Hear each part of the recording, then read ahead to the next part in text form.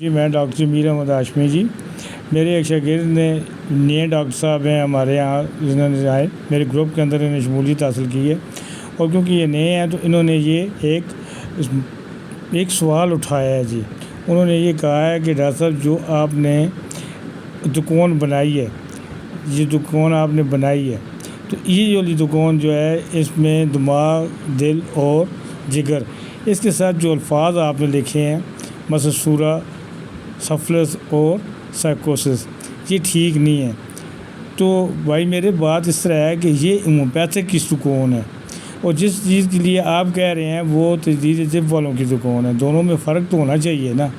میں آپ کو ایک نئی چیز دے رہا ہوں، ایک نیا طریقہ سکھا رہا ہوں، تو انشاءاللہ تعالیٰ جب آپ اسے سیکھیں گے اور سمجھیں گے تو آپ کو یہ بات لازماً طور پہ سمجھ آ جائے گی کہ بھئی میں آپ سے کیا کہنا چاہتا ہوں۔ جیسے جیسے وقت گزرتا ہے بندہ اس کے اندر شامل ہو جاتا ہے، تو شامل ہو کے اس چیز کو حاصل کر سکتا ہے جی۔ آپ کا یہ سوال مجھے بہت پسند آیا ہے، اور انشاءاللہ تعالیٰ میں پوری کوشش کروں گا کہ آپ کو مطمئن کر سکوں جی۔ آپ نے سوال کے جواب میں اپنے ایک دکان بیچی ہے، تو اس سے آپ غور سے دیکھیں جی، تو آپ نے یہ بالکل صحیح لکھا ہے جی، جو کچھ لکھا ہے بالکل صحیح لکھا ہے۔